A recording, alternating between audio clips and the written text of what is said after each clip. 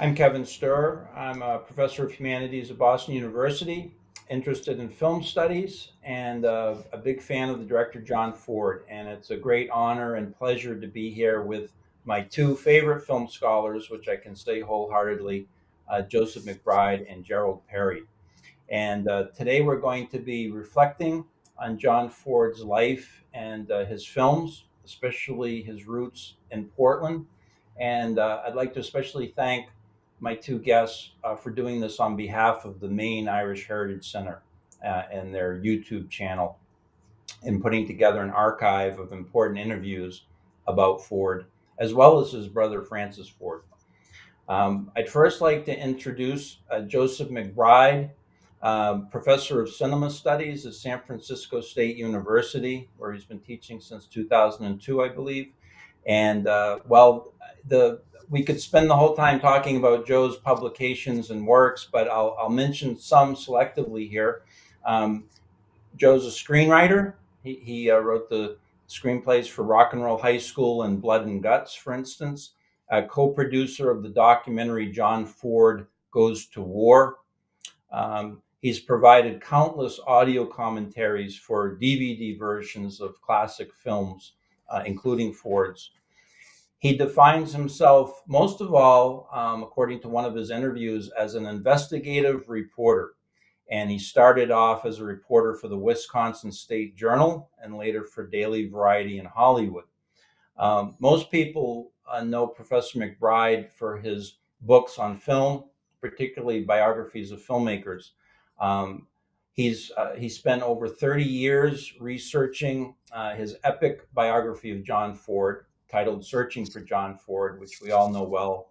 Over 7 years on his Capra biography, The Catastrophe of Success. And he's also written biographies on Kirk Douglas and Steven Spielberg, as well as books on baseball and writing and screenwriting.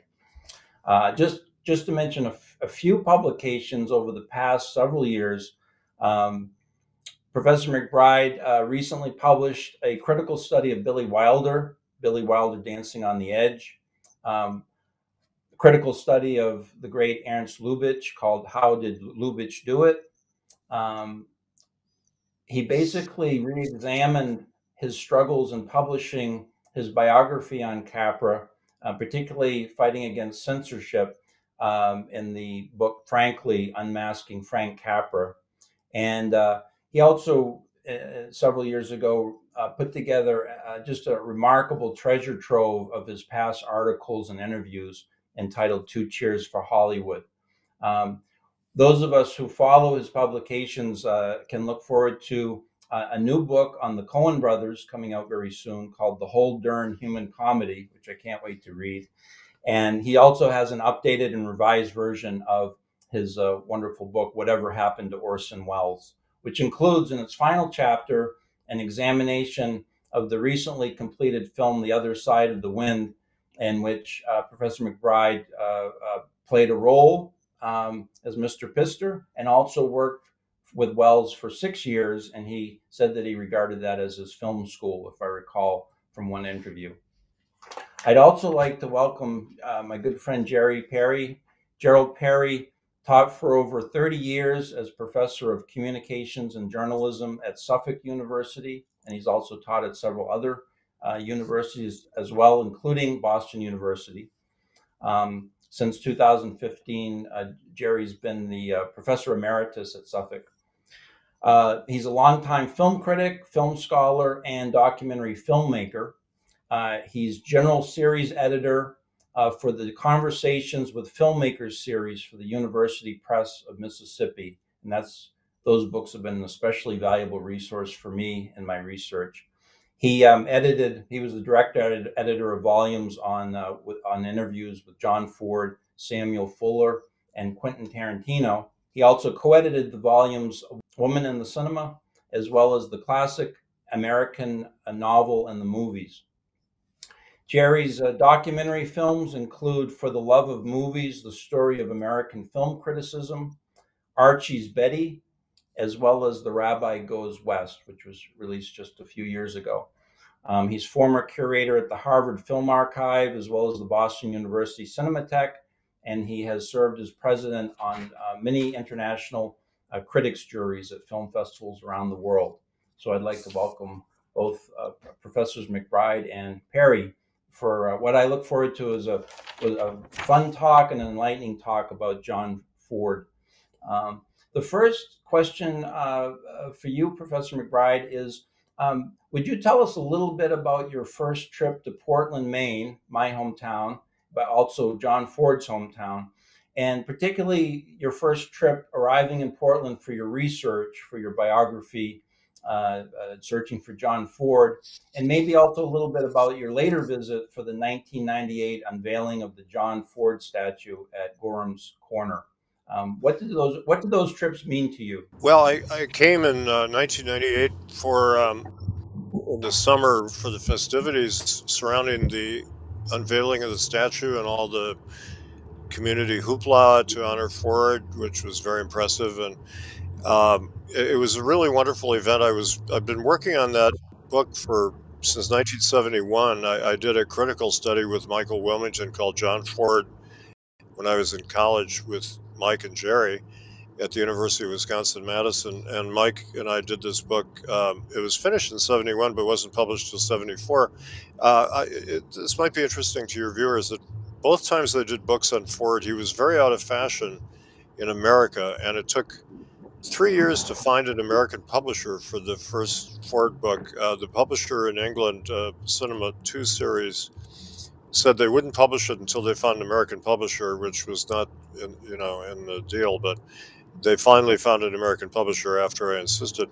But he was very out of fashion, partly because of the Vietnam War. People had identified him with John Wayne, which is kind of simplistic, but because they're very different kind of guys. But and then when I did my biography searching for John Ford, the heavy part of the writing was done in the 1990s. I'd been working on the research since 71 because I thought Ford was such a complex man, very little understood, and the sources of his work were mysterious because he came off as this very gruff guy. He told Hedda Hopper, I pose as an illiterate, and he called himself an illiterate cowboy as a kind of a gag. He was a very ironic, and he liked to put people on in the kind of classic Irish tradition. He didn't tell a straight story about things, and he kept his private life veiled. And but so it was a challenge for a biographer to find out how this gruff-seeming guy, Bull Feeney, the human battering ram of Portland High School, made such sensitive, beautiful, poetic, artistic works. And so in the course of the research, I came to Maine, and it enabled me to meet some key people and to become more friendly with Harry Carey Jr. and his wife, Marilyn, for example. And I went to Peaks Island, and I've explored Sheridan Street, where Ford lived for a long time. And I went to Cape Elizabeth, where he was born. And it was really a very nice visit and a beautiful tribute from the town. Portland took a long time to honor John Ford. You'd think that they would honor their local great man. They do honor Longfellow, and they have for a long time. There's a statue of Longfellow in the city. But a film poet is not as highly regarded by most people as a literary poet. And so there was a woman from Louisiana who knew Ford, who kind of prodded them into saying we need a statue of John Ford in his hometown, and the local art museum rejected it. And but she got the mayor, Jack Dawson, to support her, and there was a core hardcore people who thought, yeah, let's honor this great man. But even when he got the AFI Life Achievement Award in 1973, one of the local papers kind of poo-pooed his artistic greatness and said he was a good director, but not all that big a deal. There was a kind of a long-standing bias that Ford felt, being an Irish American, growing up in a predominantly WASP town. And it was a very diverse neighborhood he lived in, and ethnic diversity was a big thing in Ford's work. Among American directors, he was unusual for his time in having minority characters throughout his body of work, which is one of the qualities I've always liked in him.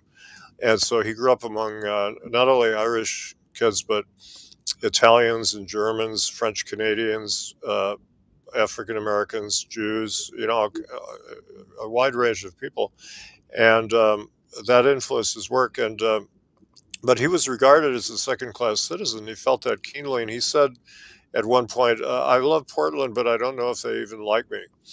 Mm. And he would go back there a lot and visit his old pals, and he loved Portland. But there was a kind of a very slow recognition of him, which we could talk about. Thank you, Joe. And did you experience at all in your visits to Portland the feeling that people didn't really get a sense for his importance as a film artist because people didn't really regard film as an art form? I know that's been a long time in its development, so I was wondering if that might have played a role also in Portland taking a long time to recognize their hometown Yeah, son. yeah, it wasn't just the ethnic thing. And Jerry and I are part of the generation, you know, who kind of helped popularize American film. We really worked on that because when we came along in the '60s, it was fashionable among the establishment to kind of denigrate classic American filmmakers like Ford and Hawks and other people who were Hitchcock. You know, I mean, we think now that they're really great artists, but back then they were kind of seen as entertainers. And so we tried really hard to show people that they're great artists, and we succeeded beyond our wildest dreams. But I think that was one of the problems with Portland, you know, that why would an art museum put a statue up of a mere film director, you know? But Mm. by the time of 1998, I think a lot of that had passed. Although when I wrote those two books, I had the feeling both times I wrote them, nobody, you know, first of all, he was out of fashion. But when I wrote the biography, I oddly thought nobody's going to read this book. I mean, I really thought that. It was kind of strange in retrospect because people like it a lot. I mean, I keep hearing from people that they're really happy I wrote it because it's a very long book, and I it's very self-indulgent. I just thought, well, I'll just write it for myself to please myself and write about whatever nook and cranny I want to write about. But you know, I thought that he was so out of fashion. But you know, his critical standing kind of ebbed and flowed. But since my book has come out and other books, and quite a number of other books have come out on him, that he's very highly regarded now. He's in the highest ranks, but he's still controversial because, you know, he dealt with a lot of controversial subjects about race and politics and history and all kinds of things. And he was not afraid of controversy. And there are some controversies around various aspects of his work, but that situation has changed. But the people in Maine that I met were, you know, that group of people were all fully aware of his greatness, and they were thrilled to honor him. So I think there have always been a lot of people in Portland who knew that he was a great man and a great artist, and the people at the high school and other old friends were very proud of him. But you know, the bigger public maybe was, you know, slow to come around. Yes, thank you for that. I'm trying to think, and maybe this would be a question for Jerry too. I'm trying to think of other cities, maybe throughout the world, that have paid tribute to their filmmakers. And I know that you were there in 1998 when they unveiled the statue of John Ford, and there was a week-long celebration. At long last, people really started to become aware of it. But you know, cities erect statues to their generals and their poets and so forth, and we have our famous statue of Longfellow. But is Portland now, even though it took a long time in recognizing Ford's genius, is Portland now one of the few cities that has paid tribute to a famous filmmaker? Or I sort of travel around and I don't see it as much. Or is Portland unique in that regard? Could be, could be. I don't know of another statue. There's no Wells statue in Kenosha or wherever, right? Or Well, there was a celebration of Wells in Kenosha a few years ago that a local woman put together a nice thing. There is no statue, but his home is a landmark, you know, that's preserved. And there's no Frank Capra statue in Los Angeles where he grew up. And I think you're right that we're slow to recognize filmmakers as great artists in terms of the civic perception of them, Jerry. Huh? Mhm. Jerry, you had visited Ford's the apartment on the third floor of the Sheridan Street house where Ford grew up, and where I think his brother Francis also spent some time before he ran away or escaped, and then became a pioneering filmmaker in his own regard. Of course, we have the John Ford birthplace, the shingled farmhouse out in Cape Elizabeth. But I'm just wondering, I think you wrote a brief little article about your visit to John Ford's apartment, and when you were first visiting Portland with Ford in mind, what were you struck by? Did it add to your appreciation for Ford? Did you connect anything with your memories of film scenes and so forth? Well, I don't. I'm not sure I can answer those questions, but I'll just the simple story. Well, I think this was actually Joe is, I said, the real expert on Ford, but I've always been a lover of Ford, and even though I've written lots of film criticism, I haven't really written that much about Ford. More, I'm just an active appreciator. And so but I did have one assignment, and it's actually probably a few years before Joe came to Portland. I'm guessing 1992 might be the time. So American Film Magazine, I convinced them to send me to Portland to check out the hometown of what I thought was America's greatest filmmaker and maybe the world's greatest filmmaker. And I had an intuition that nobody in Portland had honored him. So I think I had the address of the house. And so I walked onto Sheridan Street, and at that time there was nothing on the door to indicate anything. And I knew that he lived on the third floor, and I buzzed, and a young college girl came down and let me in. And I said, do you know that the world's greatest filmmaker lived in your apartment? And she actually vaguely had heard of him. And anyway, she allowed me to come into the apartment and walk around, which is now a student flat, nothing else.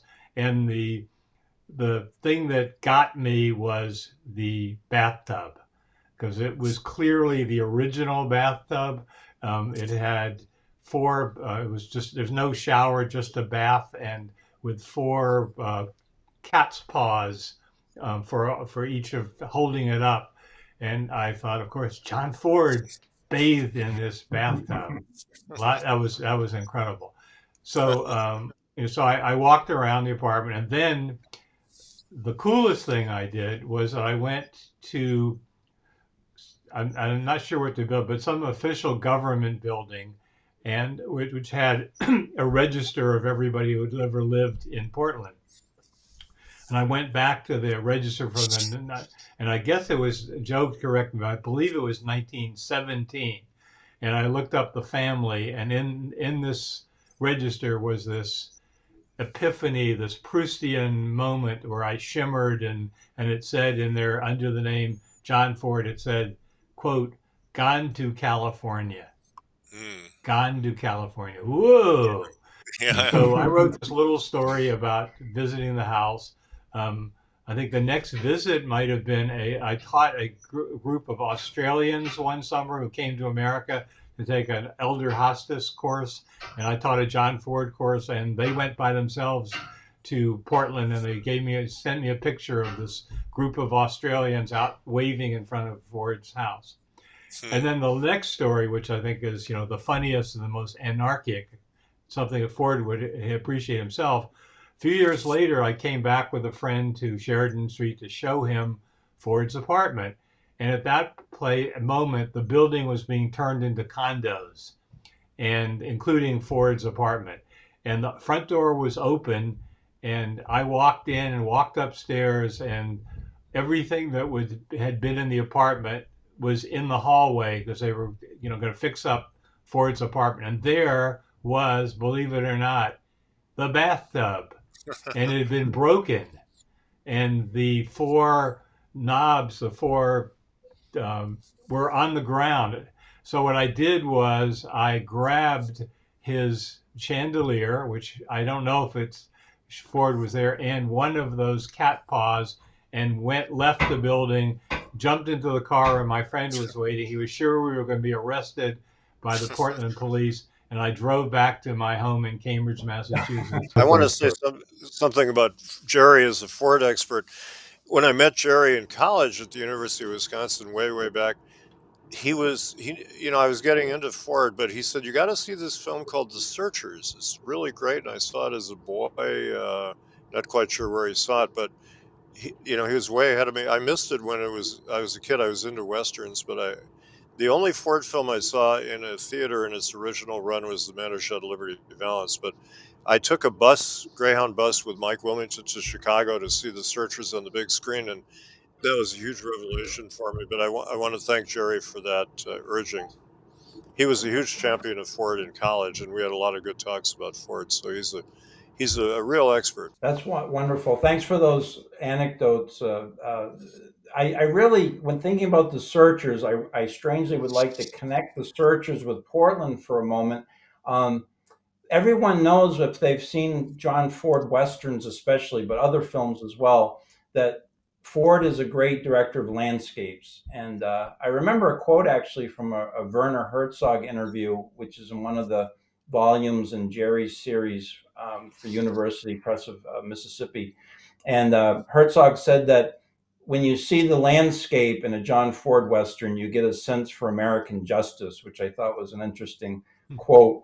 And when you think about Ford's appreciation of landscape, I'm wondering if when either of you were in Portland for the very first time and seeing the landscape and the Casco Bay and the islands and Munjoy Hill where Ford grew up, is there a connection there? Because many of my friends, when I tell them that Ford, this great director of Westerns, most especially, came from Portland, Maine, they're completely shocked, because he was so great at capturing Monument Valley and other scenic wonders.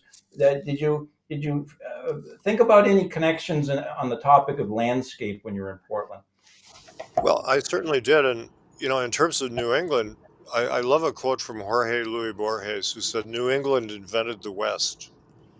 And certainly some New England writers love the West. It means a lot in our national mythology as the wild, untamed part of America. But he also meant the Puritan heritage of good versus evil, which Ford, twists around. He's not as doctrinaire or simplistic as that. But in terms of the landscape, I was really struck by when I went into the third floor apartment. Whoever lived there at the time was very nice and let me look out. They have great windows overlooking the bay. And I could see the distance of all these ships in the bay, different levels of, far and near, and all the houses and the Widow's Walks. You see the Widow's Walk in Fort Apache. I always wondered about that, the wonderful scenes of the women standing watching the men going off to war.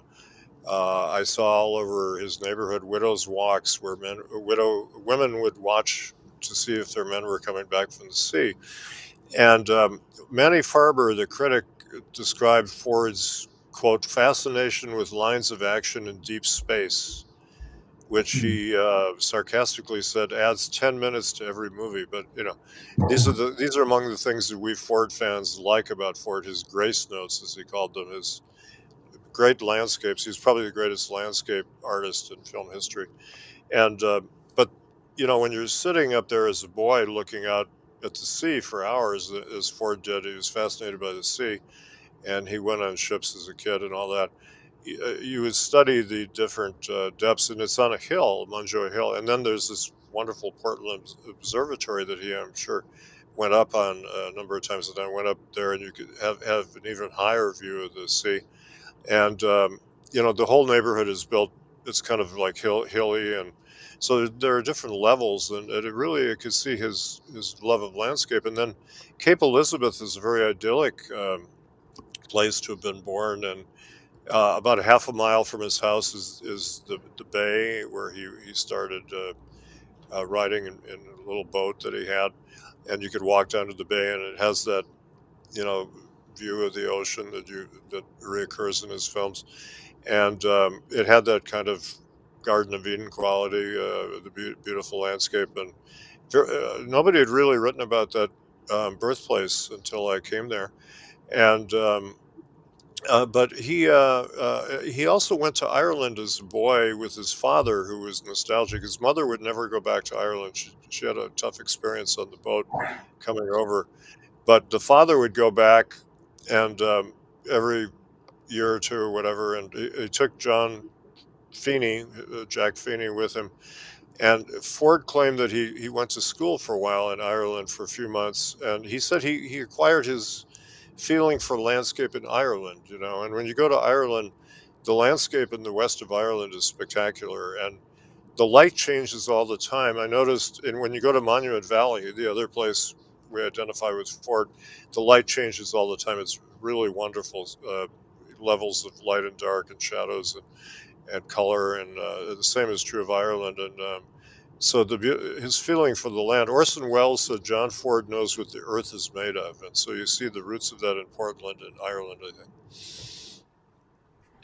Thank you for those reflections. I've spent many a day looking out from Munjoy Hill and Fort Allen Park over Casco Bay, and sometimes I've actually thought that if you take the water away, it's almost like you're staring out at Monument Valley. You know, the islands rising up from the seabed there, and there's a shot of John Ford's birthplace in Cape Elizabeth that I think that you took, Joe, for your biography. But there's a tree limb that hangs out over the hilltop that looks down on Higgins Beach across the water. And I've seen that same image in, you know, whether it's Young Mr. Lincoln or How Green Was My Valley. He always frames things with those Oh, tree limbs and so forth. So I really got a sense for that from your book, as well as the fact that he was really influenced by painters. And I first began to think about that with some of the connections that you drew between painters of the Old West and and images in Ford's film, and he really did study those painters. even going back to Portland, one of the librarians at the local library pointed me toward the fact, she said, look at these books. They had volumes about the curriculum in the public schools in Maine. And it was remarkable. You could see what courses he took. And I found a couple of his cards, you know, report cards. But in the courses, they had an extraordinary concentration on drawing and composition and art, which not every city does, you know. But back then, they really taught them how to draw. And he was a very good artist. He said as a boy he thought he might be an artist. And I found some of his school papers in his papers in Indiana. And he often sketched, he was bored in school, so he would sketch cowboys and Indians. And often Indians with beautiful headdresses and things, and the cowboys with hats. And he was fascinated by headgear. And they're very adept drawings. And he also he had a teacher. People kept saying, you know, we've heard that Ford had a really good teacher, but we don't know her name. And I finally found out it was Murata Adams. Her name was. She was an art teacher at his school, the Emerson Elementary School. And she would go to Europe every summer and go to museums, and she'd come back and talk to the kids about great painters, you know. And so Ford had this extraordinary teacher who she's the only elementary school teacher he mentioned. He mentioned in high school, Lucian Libby, his English teacher, had a great influence on him, and William Jack, the principal at Portland High School, who's also the history teacher, who marked him profoundly. But Murata Adams taught him a lot about drawing and also landscape. And so he had this feeling for landscape. And then he claimed, and it's probably true, that he would watch Winslow Homer paint. And that's plausible because he painted a few miles from Portland, and in the summer, Ford would go over there and watch him paint, you know, great landscape artist. And so Ford had a really feeling for composition. And I also thought having terrible eyesight is interesting, because there are a number of great filmmakers who have terrible eyesight, as well as painters.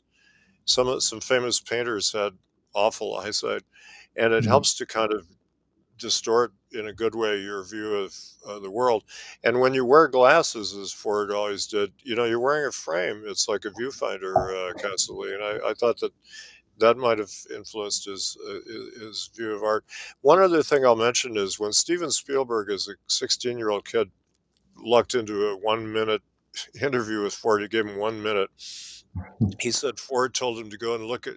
Stephen said, "I'm a filmmaker. I make films in Phoenix, and I want to be a director." Ford said, "Look at the paintings on the wall," and he had some Western paintings. And he said, "What do you see?" And Spielberg, very literal, said, "Well, I see some cowboys and some Indians." And Ford said, "No, no, no."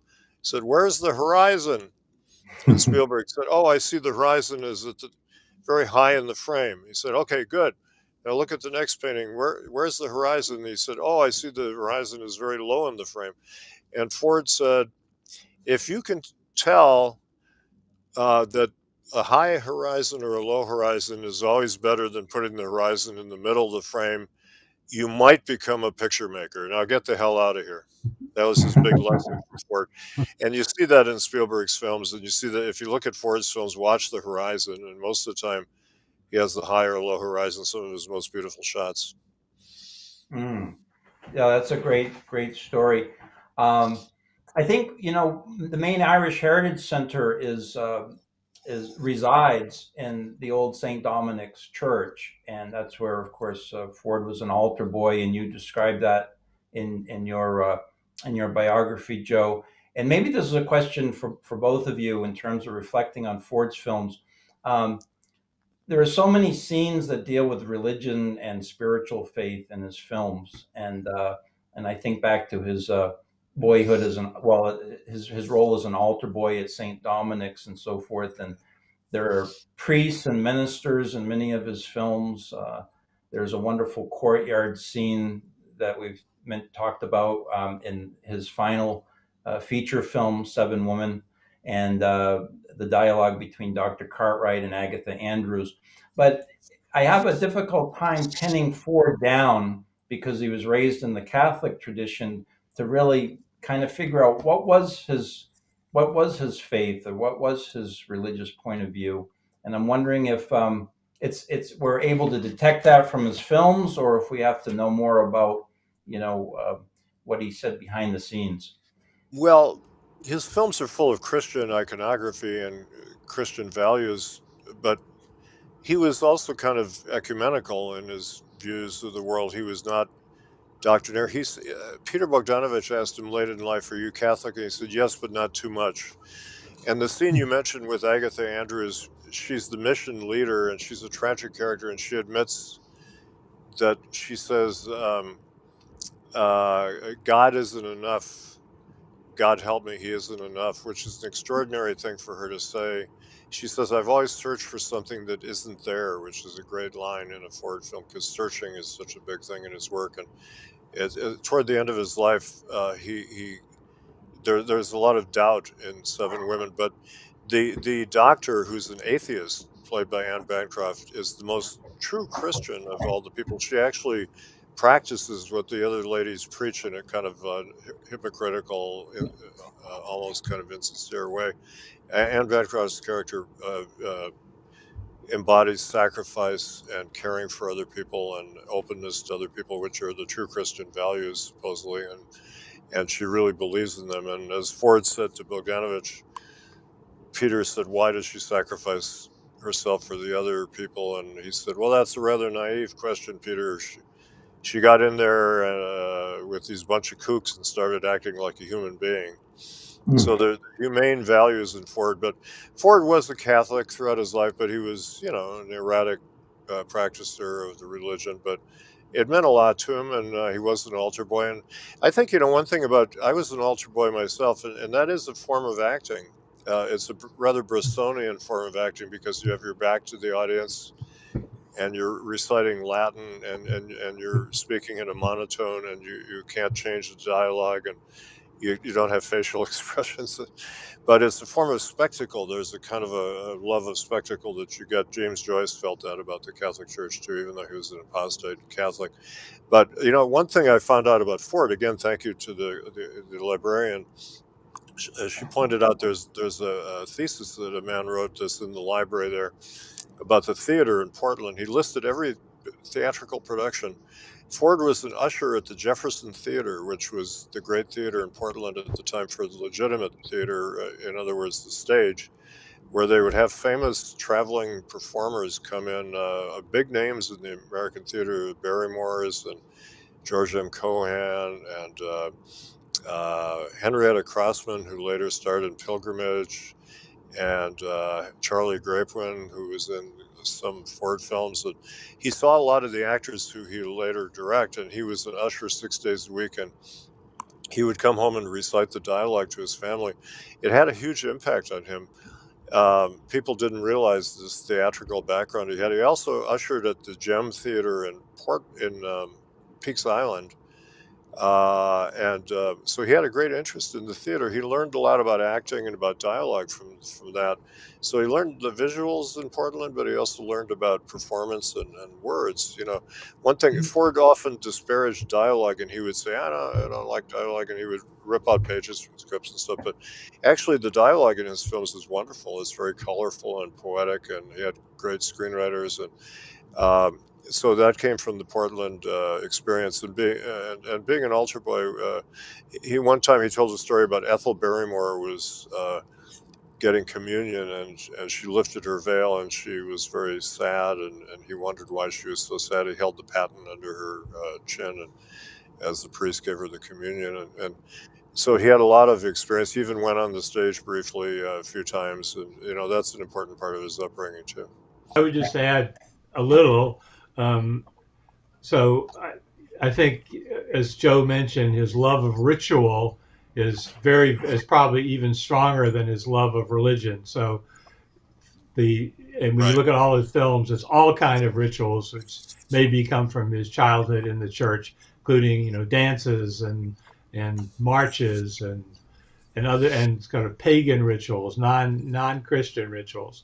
But the other thing, I think there's some ambivalence about the church, because at the same time, Ford is a hater of pomposity, a hater of people who know the answers to everything, a hater of finger waggers, of Puritans, of people who lecture at you, and those are clearly part of the church also. So I think he's got several attitudes about the church. Is that right, Joe? Would that make sense? Yeah, oh yeah, definitely. He was a renegade in many ways. And Robert Parrish, his editor, described him as a cop hater by religion. Interesting mixture of the two. That he was an Irish rebel at heart and supported the IRA in 1921, et cetera, went to Ireland. But yeah, he really derides in his work kind of doctrinaire religious people like the Women and Seven Women who run the mission, which, it's the first time you see the mission, there's a sign that says Unified Christian Missions Educational Society, Boston, Massachusetts. That's the tip off to two things. It's unified rather than united. And Boston, he liked to make fun of Boston because it was so WASP dominated despite its heavy Irish contingent. And people from Boston he often makes fun of, although The Last Hurrah is a very affectionate film about certain Boston people, but it shows the collision between the WASP and the Irish. But Jerry is right that there are a lot of militant religious figures in his work, which is an interesting paradox, like the priest, the minister in Drums Along the Mohawk, who he's very belligerent and warlike, and he's praying to the god of battles and things, and then Ward Bond in The Searchers, Captain Reverend Clayton, he mixes religious function with being a Texas Ranger killer. Ford is fascinated by that kind of dichotomy in people, that he doesn't like fanatics or hardcore doctrinaire people. He also ridicules hardcore military people too. Despite his love of the military, he mocks overly strict authoritarian military people like Colonel Thursday in Fort Apache, and sometimes police authorities, etc. He's anti-authority in many ways. He's a strange mixture of many things. And Walter Hill says in the Bogdanovich documentary directed by John Ford, he said, ambiguity is the home of the artist, the great artist. And Ford had a conflicted feeling about the military. Let's say he was a rear admiral and he loved the ritual and the honors, and yet he liked to make fun of the military, and he was notoriously scruffy guy, but he liked to put on fancy uniforms. But then he would dress very casually, and he would break a lot of the rules. And the rituals are so important, as Jerry said, really, really critical to Ford. One of the things I love about Ford, and I think is key to his work, is the rituals are done in an unorthodox way. For example, the dedication of the church in My Darling Clementine, which is one of his most lyrical scenes, is done on a kind of unformed platform. They're just starting to build the church, and they have a dance, which is kind of a non-religious thing in a way. Ford loved dances, but some religions don't like dancing. But the guy who runs the church is not a minister; he's just one of the people in town. And he says, "Well, have a dad blame good dance," and he doesn't give a sermon. It's kind of a secular dance, celebrating religion. So Ford's rituals are always kind of have an improvised quality, which is part of their charm and part of their beauty, that people are making up rituals as they go along. They're not orthodox, and they're not just let's have a big mass or whatever. They're things that people improvise out of their populist spirit. In one place in your writings on Ford, Joe, you say that the idea of Ford being a conservative champion of tradition is one of the most dismaying examples of critical blindness in American film history. And that makes me think a little bit about politics. And I wonder, in the same ways that he expressed inner contradictions about religion and spiritual faith, do you think that there were the similar kind of contradictions in his politics? I know his father was sort of a Democrat ward boss. He ran the saloon in Gorham's Corner, and that was a hub of political conversation. Um, Mhm. what was Ford? Was he a New Deal Democrat? Was he? Did he have a conservative side as well as a liberal side? Yeah, good question. Just a little thing about religion, by the way. One of the things I mentioned, Ford's diverse neighborhood that he grew up in, and he was a Shabbos goy, which is a Gentile who's hired to light stoves and do errands for Orthodox Jews on the Sabbath, for example. And he learned some Yiddish from that, and he also ushered for Yiddish plays. And so he had quite an eclectic knowledge of religion and respect for other religions and other ethnicities. But in terms of politics, that's a key question. I wrote a piece for the Los Angeles Times Magazine, which you can find online, about the convoluted politics of John Ford, which I distilled from my book, all through the book. Mhm. One of the key insights I had when I was struggling to figure out Ford, it took so long to write the book because he's such a complex and contradictory man. I once referred to him as a conservative in talking to Abraham Polanski, who is a blacklisted writer, director, a really wonderful man, great man. And he said, "Oh, no, you can't just call Ford a conservative. That's too simplistic. He was many things." And I realize it's true that Ford sometimes was conservative, sometimes he was liberal. He called himself definitely a socialist in the 30s, late 30s, in his popular front period when he made, for example, The Grapes of Wrath, which is quite a radical film for Hollywood to make. And John Steinbeck said it was even tougher than the novel, which is quite a tribute. But he would celebrate the military in some films, and he would attack the military in other films. And he was kind of all over the map personally. He was liberal for a long time, and then he became more conservative when he served in World War II. And then after the war, during the pressures of the blacklist, he opposed the blacklist, but he had friends like John Wayne and Ward Bond, and he was a member of the Motion Picture Alliance, which was the right-wing group, and so he was in opposition to it, but he called himself a state of Maine Republican in 1947 to the Directors Guild. And as you all know, that in Maine, Republicans tend to be more independent. You think of Margaret Chase Smith and people like that. And so when he said a state of Maine Republican, it's kind of like a semi-Democrat. But he turned more conservative in the 40s and 50s under he kind of went with the pressures. And then when the Kennedy era was coming, he identified with John F. Kennedy. He said when Kennedy became president, it was the first time he truly felt totally American, that an Irish Catholic could become president. There have been 10 other Irish people with Irish heritage, like U.S. Grant, for example, who had become president, but they were Protestant heritage. And Kennedy was the first Catholic, Irish Catholic. And Ford had a kind of a liberal period in the late 50s, early 60s. And then he turned conservative again, and he voted for Goldwater. He said Lyndon Johnson is a murderer, and then he supported Nixon toward the end of his life, which was dismaying to Ford admirers. But Ford turned very conservative, but he told his friend Alma James, who was a woman from Portland who he kept up a lifelong correspondence with. He admired her a lot. She was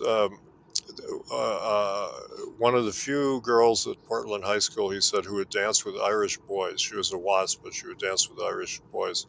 And he said she was a real lady and a true Democrat with a small d. And he wrote her a letter in the late 60s about the Vietnam War. And he said, I don't know what this war is about, why we're fighting over there, but publicly he supported it, and even made executive produced a documentary for the U.S. government about it, which was unfortunate. So he was very complex politically. It was hard to pin him down.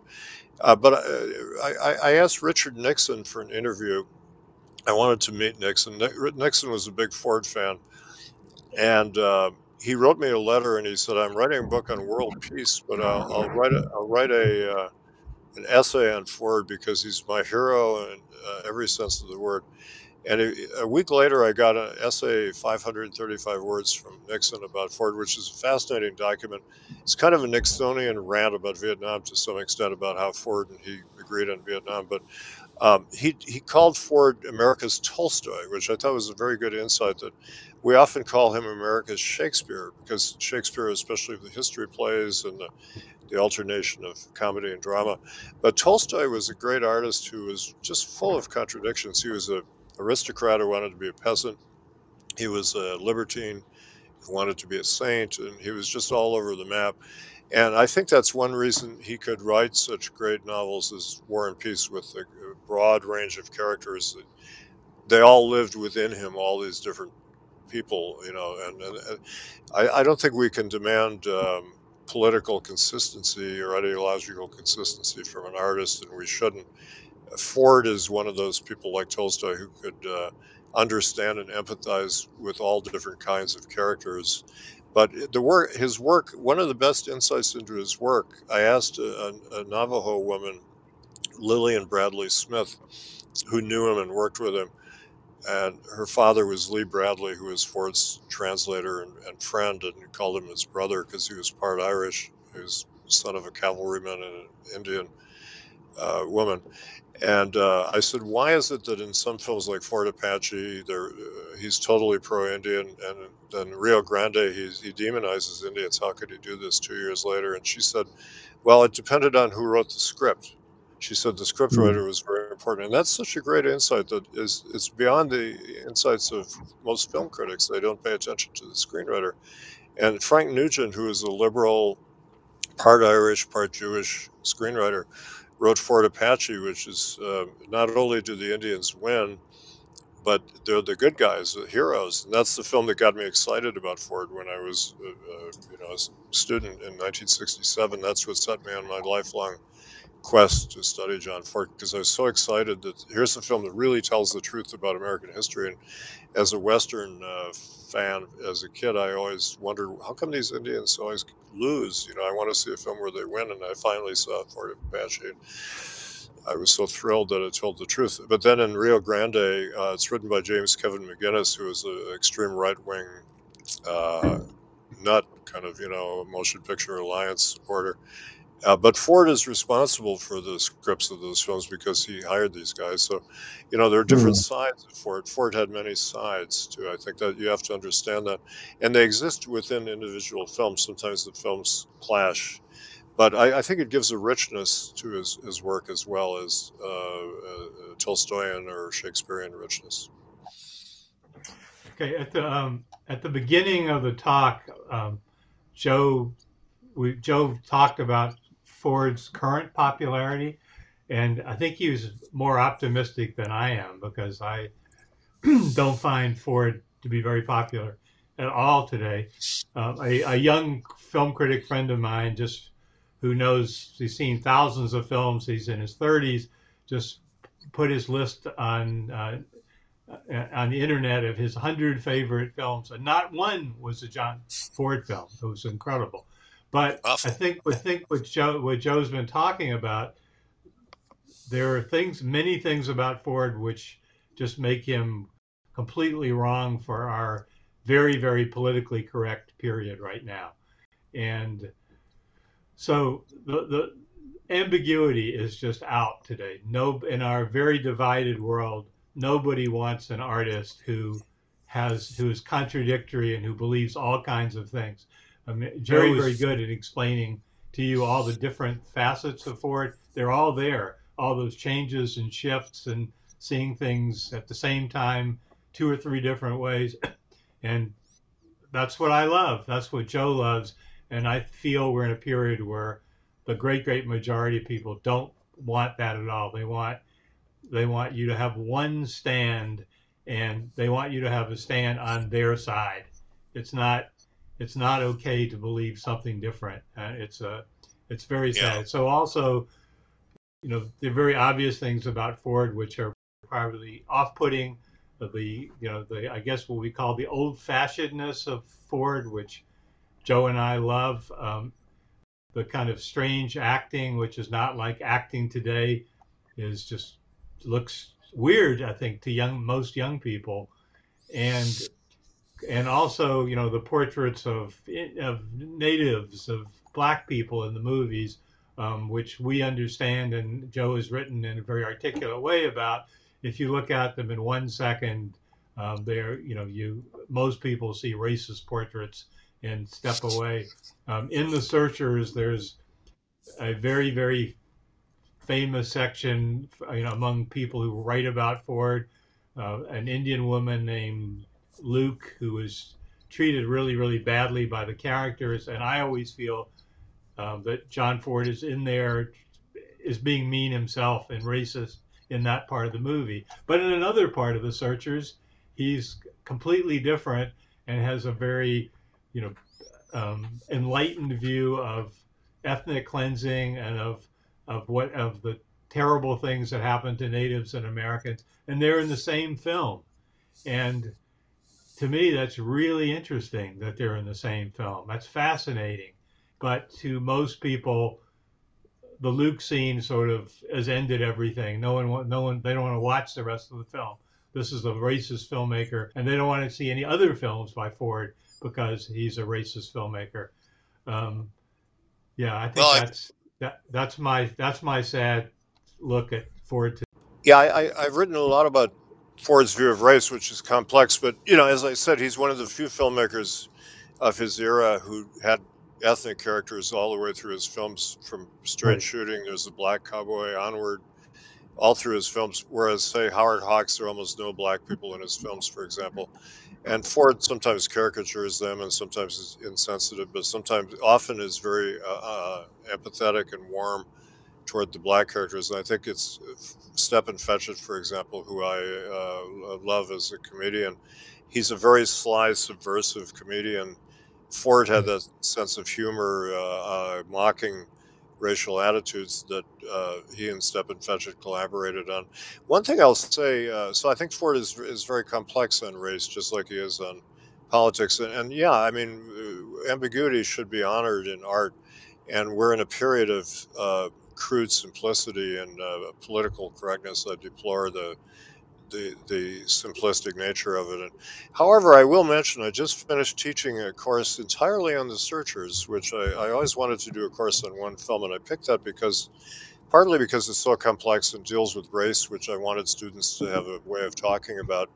And I found it interesting. At San Francisco State, we're such a liberal city and school, they actually had trouble understanding racism. I had to kind of explain racism to these students because they're so innocent in a way, which is kind of sweet, but also they should really know what racism is about. But I must say that I expected some criticism of the film for that. We acknowledged that there are flaws in the film, but I think Ford was really going beyond his usual limits of trying to explore a deeply racist character played by John Wayne. And they all understood and liked the film. They liked it a lot. And they could see some flaws, but they were really impressed by his digging into the nature of racism and the corrosive history of America and the obliteration and extermination of native tribes, and they were fascinated by that film. So I think if you show them the films and you present them in a way that is contextualizing them in an intelligent way, which we try to do as critics, I think that young people can respond to them. If you just spring it on them without any preparation, The Sunshine is Bright is another great film that is often misunderstood. I just did an audio commentary on that, and I dealt extensively with how do we which deal. film, Joe? The Sunshine's Bright. The Sunshine's Bright, with Stepin Fetchit, and it's all about race in the turn of the century in a border town in Kentucky. And some people just deplore Stepin Fetchit, but I think he's a very complex, very good social satirist, and I'm glad that my interview with him led to a couple sympathetic biographies. But that's a film that requires context, and it's a very profound film about race as well.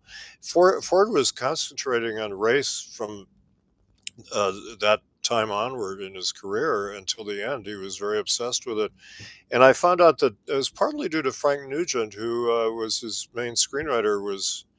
I watched all the films that Nugent wrote that Ford didn't do, and there's a lot of focus on race and psychotic characters, and race was the big issue in America in that period. It was the civil rights era, and then the Black Power movement and Indian rights movement and things. And Ford was responding to that in a very questing way. He was, I think it's a remarkable period in Ford's career that was misunderstood, that he was not just sticking to the old patterns, but he was re-examining the premises he had dealt with. And Liberty Valance is a great film, re-examining the myths and how myths are created in American history. And Woody Strode has a prominent role in that film, and so race figures into that film as well. But Cheyenne Autumn is a flawed but a very fascinating film in which he tries to deal with the extermination of Native Americans. I find that a very disturbing film to watch. It's like Schindler's List. It makes me very upset to watch that film, and Ford deals with it in the best way he can. But it's remarkable that he kept dealing with these themes. But I think that, the young people today, in some ways, are open to studying these great filmmakers from the past if we present them well and in a good context. And I had them read the novel by Alan LeMay and the book by Glenn Frankel about the film. And, you give them a kind of a total context and they can understand it. I do have a question related to this topic of how contemporary audiences, especially the younger generation, how they perceive Ford films today. I did want to just mention, since you were talking about race, Joe, that one of my favorite scenes in Ford is that scene in Judge Priest when Hattie McDaniel and Will Rogers sing together in the kitchen. Oh, that's so great. It's such a warm, that's the kind of thing, and V.S. Naipaul wrote a wonderful commentary on how Stepin Fetchit delighted, he said, the blacks of Trinidad when they saw Judge Priest, that here was a black character who was a friend of Will Rogers. They were actually pals in the film, and they would go fishing together. And he said, we love Stepin Fetchit's comic antics, but we also he said it was a thrill to see a black man be friends with a white man on screen. It opened up new horizons of possibility for us. He didn't mention Hattie McDaniel, but yeah, she's wonderful. In that scene where the judge and Hattie McDaniel sing that song, and Stepin Fetchit is in that scene too. And there's Will Rogers was Native American. He was part Native American, and so Ford and Will Rogers and Hattie McDaniel and Stepin Fetchit were all kind of in it together. And Ford had an anti-lynching scene in that film that Fox cut out because the times would not allow it. And so Stephen Fetchit told me the reason he did Sunshine's Bride was he wanted to redo that lynching scene, which in 1953 you could do, a powerful anti-lynching scene, you know. So there is a lot of richness in Ford's view of race if people will open their eyes to it. Thank you for that. The question I have related to how contemporary audiences relate to Ford when they're watching a film, and whether they're students or just the general public, it has to do with comedy, which you've written a great deal about, Joe. Orson Welles had referred to Ford as a poet and a comedian, and you've connected his version of comedy in many films, connected it to his Irishness, and also talked about his these rapid juxtapositions between comedy and tragedy. And I'm interested in what both of you have to say about this. There seem to be times when I'm watching a Ford film when the juxtaposition between a comic scene and a tragic scene, or vice versa, is so rapid that it almost makes you feel a little unsettled. I wonder sometimes whether what doesn't work for me watching it alone might work for an audience watching it together. And that sometimes happens too when I'm watching a film. It seems funnier when I'm watching it with other people. But do you think Ford's comedy still works, and particularly the way that he juxtaposes comedy and tragedy? If we talk about The Searchers, Yeah. the greatest juxtaposition, I think, in the history of cinema of comedy and tragedy is, or I don't know if it's tragedy, but of a momentous moment leading to a comic moment is right after Let's Go Home, Debbie, when the climax, which I call like the King Lear moment of forgiving Cordelia, is picking up Debbie and walking away, and it cuts immediately to Lord Bond with a bullet in his ass, have the bullet poke it, and that's a sword, Yeah, a sword, not a bullet. Excuse me. Yeah. A sword in his ass. But I think, you know, this is where we really are getting Shakespearean, the juxtaposition of comedy, of clown scenes in lots of Shakespeare plays, you know, in the middle of the greatest tragedies. Like in Othello, there are suddenly like two clowns on the street doing silly puns, and then it cuts back to the tragedy. And it's whether audiences still like it, I don't know. I like it. Joe likes it, but yeah. Well, a few years ago, the Irish Film Academy did a first of three celebrations of Ford, and it was interesting. Jim Sheridan, a very good Irish director, said at the time something I hadn't thought about. He said, it took us a long time in Ireland to accept Ford because he's an Irish American, and I hadn't thought of it that way, but he said, now we accept him, which is interesting. And The Quiet Man, he said, we didn't like it a lot at the time, but now we love it, you know. But I decided, I gave the keynote speech, and I thought I'll bite the bullet and talk about the most controversial aspect of Ford, even beyond race, which is comedy. Because people who don't like Ford, they always say, oh, I don't like his broad Irish slapstick drinking comedy, people brawling and hitting each other over the head with chairs and stuff. And yeah, he loves that kind of comedy, but it's not just comic relief, as I tell my students. I wrote a long piece based on that talk. And what I say is that it's integral to his vision of the world. If you want to understand The Searchers, for example, you have to understand that it's absurdist. It undermines the concept of Ethan's heroism every step of the way by showing it to be ridiculous. And Ford said to Jean Matry right before he made the film, I should like to make a tragedy the most serious in the world that turns into the ridiculous. And that's a very Irish point of view, that Ireland, being a nation which was occupied for 400 years by a foreign power, they have a strong sense of mocking authority, and the tragedy is on the fine line between the tragic and the ridiculous is juxtaposed, and you can't almost separate the two. But when Kevin talks about the rapid transitions, that's true. It is kind of dizzying sometimes for audiences in Ford films, but it's he's using comedy, as Jerry mentions, in Shakespeare, for example, in the history plays like the Wells does in Chimes of Midnight, his Henry IV, Henry V film. The tavern scenes mock the scenes at the court. The scenes at the court are in iambic pentameter and very dramatic, and then the tavern scenes are kind of parodies of the scenes at the court, and they're in prose. And that's the way Ford works in, say, Fort Apache, with the high drama of Colonel Thursday leading his men into a massacre and his conflict with John Wayne's character, and then the low comedy of Victor McLaglen and the other Irish characters who are kind of mocking the authority of the military high muckamucks, the pomposity of the whole thing. And you can't separate the two. And one reason I don't like James Agee is he wrote of Fort Apache that there is so much Irish comedy. I wish Cromwell had done a better job, which is really shocking.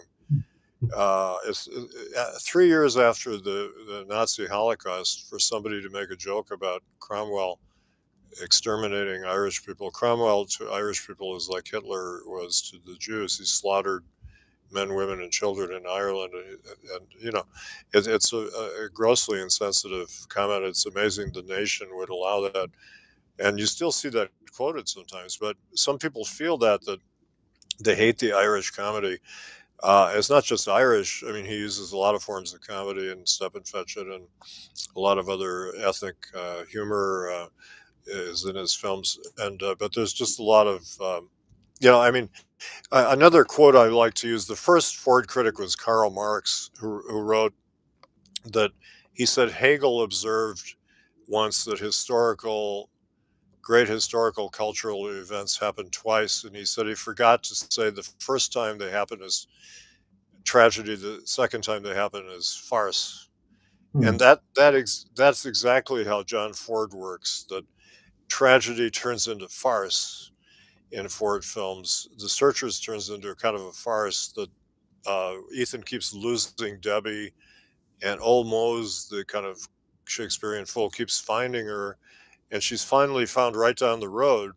He could have sat on his front porch for 5 years and waited for her to come back, you know, because the Indians are a nomadic tribe that move in circles.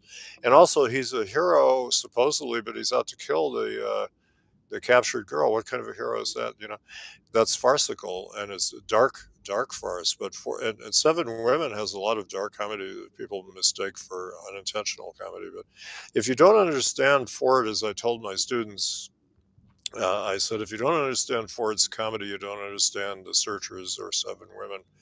And a lot of his films, Pilgrimage, and a lot of his great films, it's part of the warp and woof of Ford, and you have to understand that. And throughout his life, his classmates, going back to Portland, they often said, Bull Feeney was a very funny guy.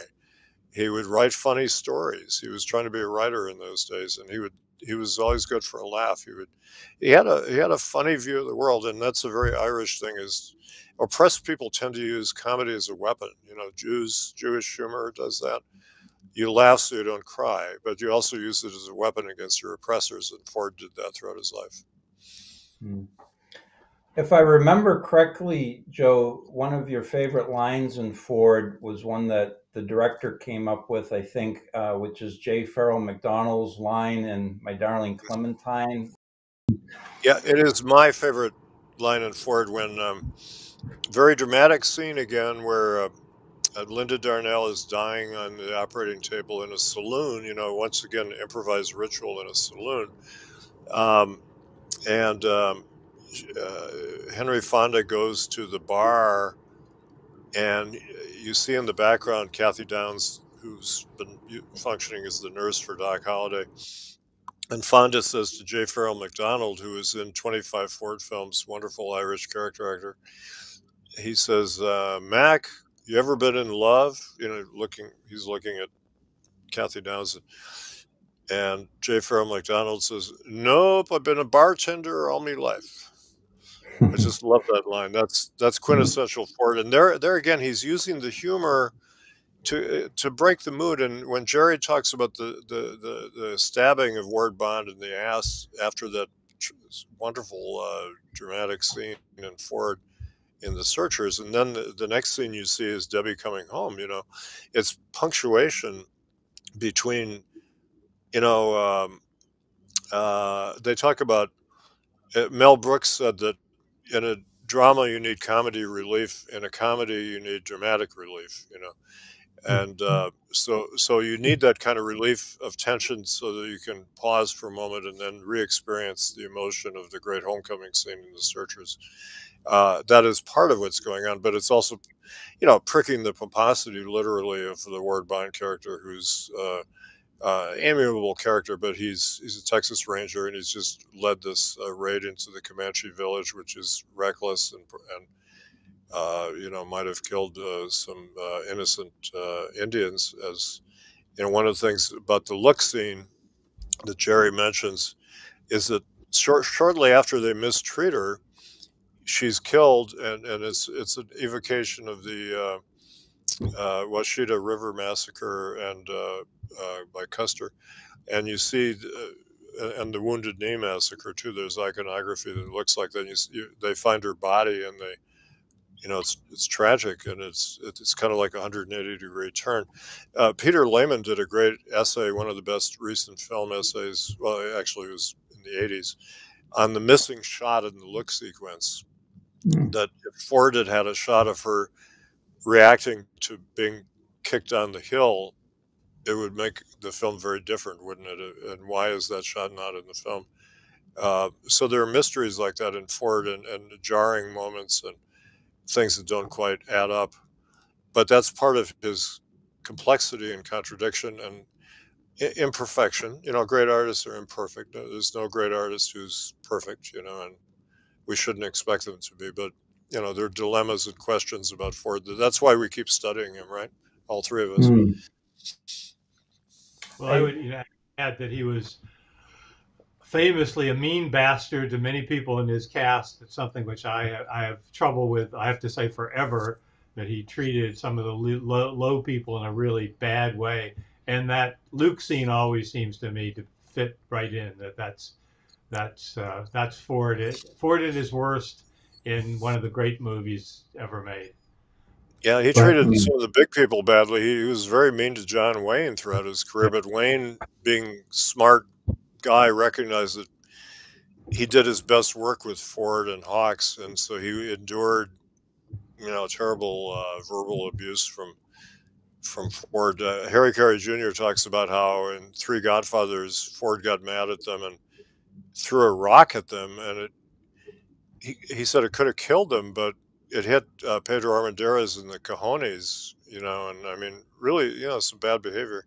He was like an abusive father, and but they loved him like abusive parents are often loved and hated at the same time. Yeah, that's part of his complexity. He was a very profoundly complex man. We have to acknowledge that, sure.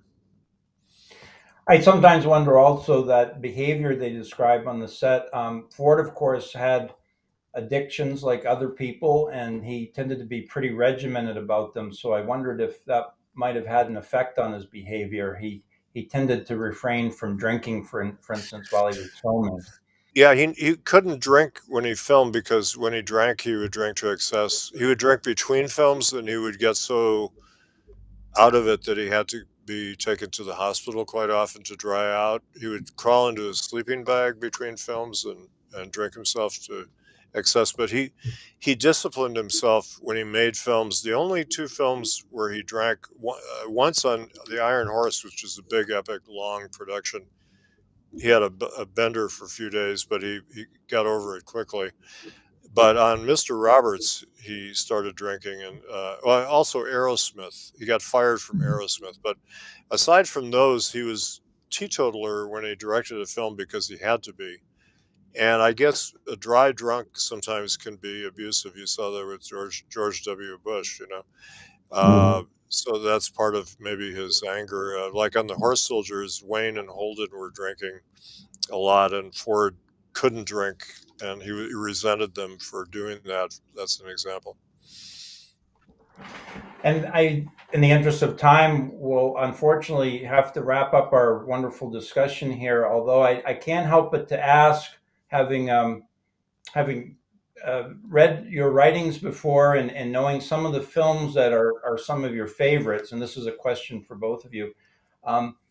Which film would you choose to introduce that's not as that's underappreciated or not as well known in the Ford canon?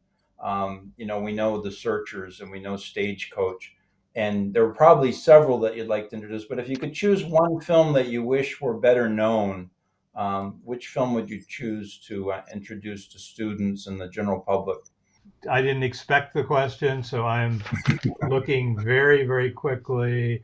And I would say at my Ford list right here, and I would say it's a film called The Wings of Eagles that Mhm. came out in the 50s, which is a film maybe someday I will write about. But it's a great domestic drama, and I think it's an incredibly personal film about a very, very flawed main character who cuts himself off from everybody in a very unsentimental way, in a very stupid way, and a very macho way, and ends up having a tragic life as a result. And I feel, although there's a character in the movie played by Ward Bond who is clearly a parody of Ford, I think the movie is both a comedy and a tragedy because the John Wayne character really is, to me, Ford, the isolated human being who, you know, and it's a great film.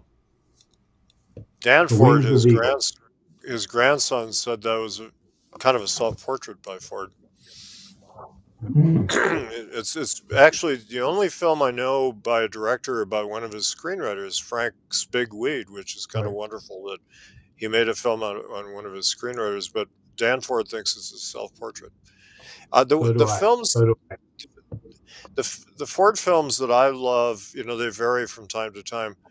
I love Wagon Master to death. Mhm. I just think that's such a great film. It is, to me, the perfect film that, to me, epitomizes what filmmaking should be. You go out in the desert with a few friends, low budget, 8 wagons, few actors, not big names, you know, and you just have a wonderful time making this tribute to pioneers. And it has the dark side and has a lot of wonderful music, and it's kind of like a avant-garde musical western, as Lindsay Anderson described it. It's pure beauty, wonderful film, and when you read the reviews from 1950, they complained.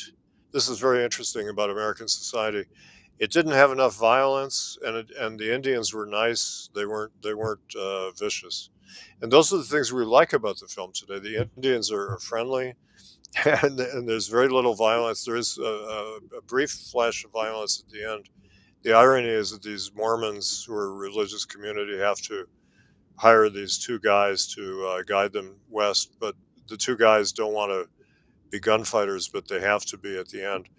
Um, the other film that I love enormously is They Were Expendable, which is a tremendous World War II film, which is all about sacrifice, which is a virtue that means a lot to Ford. Christian virtue, I guess you could call it, or human virtue, but it's something we don't have today in our society. How many of us would sacrifice ourselves for our country? You know, I guess Mhm. there's some volunteers who go and fight, but it's a tragic film about World War II, and um, the man it's based on, Admiral John Bulkley, told me, he said, I took 111 men to the Philippines and I came back with 9, and I'm very bitter about the whole thing. You know, and that's kind of the mood you get from the film. It's a very downbeat film about the toll of war and the tragedy of war, how the individuals get sacrificed for the greater good. Um, and I've in the past I've loved, Quiet Man, The Searchers, etc. I kind of wore them out. I've seen them so much. Grapes of Wrath is a great film, but there's so many great Ford films. Pilgrimage is an amazing film. Mhm. But to start people, I'd say maybe show them something like Wagon Master. Some people might not understand why it's so great, but some people might. Fort Apache is the film that got me excited about Ford. I like to show that to students because they think, oh my God, this was made in 1948, a pro-Indian film, Mhm. anti-military. Uh, I mean, it's a mixed view of the military, but it's an amazing film about American history, which I really value, and I think students are they're always kind of amazed that films like that were made in the past. Okay, so if Joe gets a couple, I'm jumping in again. My other lesser known Ford film would be The Long Voyage Home, which is Oh yeah. from a bunch of Eugene O'Neill short plays, and that maybe would lead back to The Widow's Walk, the melancholy of The Widow's Walk, in on back to Portland. And what films I would start Ford on, people on with Ford, I think it's Grapes of Wrath and How Green Was My Valley, which we Oh yeah. not mentioned, which is perfectly lovely, warm, kind, and so sweet. And what kind of human being would not like How Green Was My Valley? I don't want to even think. Ford sometimes called that his favorite film. However, the more I see that, I find that profoundly depressing, because the boy goes down in the coal mine like his father, which is so tragic. But I mean, it's a deeply moving film. It will move you to tears. It could move, as Orson Welles said of Make Way for Tomorrow, it would make a stone cry. On behalf of the Maine Irish Heritage Center, I want to especially thank both Joseph McBride and Gerald Perry for joining me. I hope we might be able to do it in the future. Well, thank you, Kevin, for doing a wonderful job of hosting. And thank you, Jerry, my old friend. And thank you for turning me on to The Searchers, Jerry. You're welcome. What a good movie. Bye-bye. You have no idea what you did for me. Thank you. See you all later. And thank you to everybody in Maine. Thank you.